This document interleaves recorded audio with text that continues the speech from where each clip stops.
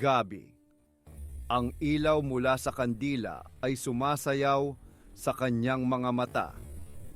Hawak niya ang iyong kamay at ang mga salitang binibigkas niya ay matatamis, perpektong mga pangako.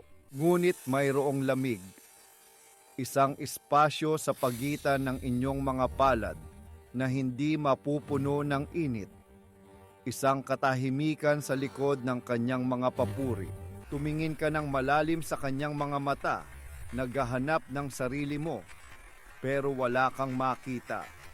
Tila salamin sila na sumasalamin hindi sa iyo, kundi sa isang bagay na nasa likuran mo, ang iyong tagumpay, ang iyong pangalan, ang iyong impluwensya. Iyon ang nakikita niya, iyon ang hinahawakan niya, hindi ikaw. Ito ang isa sa pinakamasakit na sulok ng madilim na sikolohiya. Ang sandali kung kailan mo napagtanto, hindi ikaw ang minamahal niya, kundi ang status na ibinibigay mo. Hindi ito pag-ibig.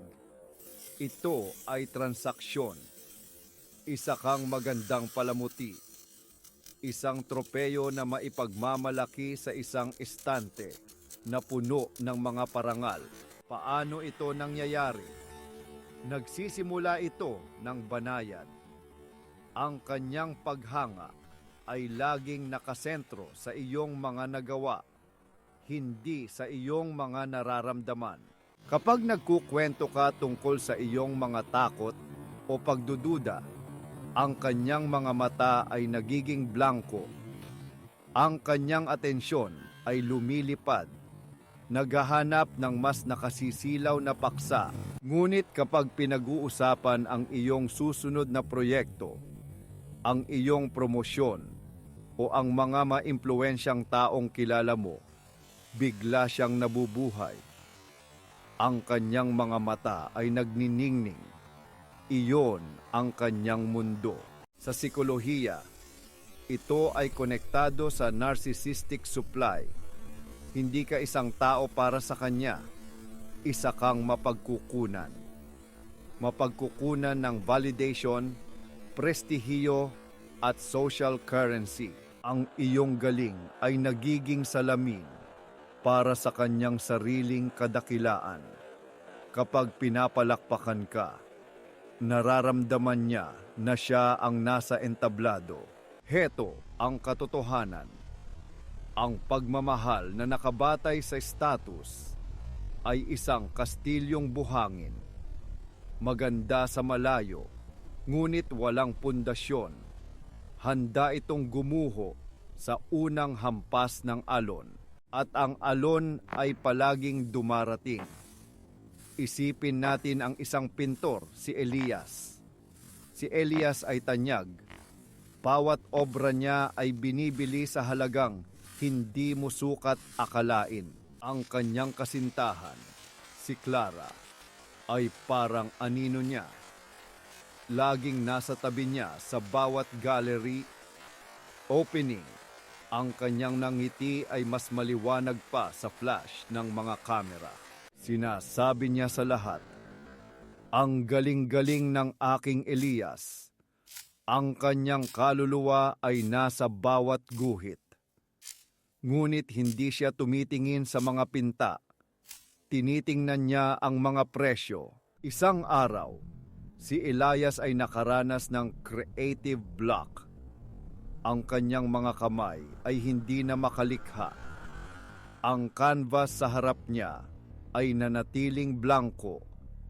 Isang malawak na kaputian na nangungutya sa kanya. Hinanap niya si Clara. Umaasang sa kanyang yakap ay makahanap ng lakas. "Hindi ako makapinta," bulong niya. Ang kanyang boses ay basag. Tumingin si Clara, hindi nang may pag-aalala, kundi nang may inis. Ang kanyang perpektong ngiti ay nawala. "Anong ibig mong sabihin na hindi ka makapinta? Mayroon tayong party sa Sabado. Nandoon ang mga kritiko. Walang tanong na, kamusta ka? Walang anong nararamdaman mo. Ang tanging tanong ay, paano ito makakaapekto sa ating status? Iyon ang sandali ng paggising ni Elias, ang hampas ng alon. Ang kanyang paghihirap ay hindi isang sugat na kailangan ng lunas para kay Clara. Ito ay isang abala, isang depekto sa kanyang perpektong tropeyo. Ang maskara ay bumagsak. Sa likod ng maamong mukha at matamis na salita ay isang vacuum. Isang gutom na hindi mapupuno ng pagmamahal, kundi ng paghanga ng iba. Kung ang kwentong ito ay sumasalamin sa iyo, kung nararamdaman mo ang lamig sa gitna ng mga yakap, pakinggan mo ito. Huwag mong balewalain ang iyong pakiramdam. Ang iyong halaga ay hindi nakatali sa iyong mga nagawa. Hindi ka isang listahan ng mga tagumpay o isang koleksyon ng mga koneksyon. Ikaw ay isang kaluluwa. Ang tunay na pag-ibig ay nakikita ka. Nakikita nito ang iyong mga sugat, ang iyong mga takot, ang iyong mga pangarap na hindi pa nabubuo at mananatili pa rin. Hindi ito naghahanap ng entablado o ng palakpakan. Naghahanap ito ng tahanan. At ang tahanan na iyon ay dapat nasa loob mo muna. Masakit ang paggising sa katotohanan. Ngunit mas masakit ang manatiling tulog sa isang magandang kasinungalingan. Ang paglaya ay nagsisimula sa pagtanggap na hindi ka isang tropeyo. Ikaw ay isang obra maestra sa iyong sariling karapatan at hindi mo kailangan ng maling tagahanga para patunayan iyon.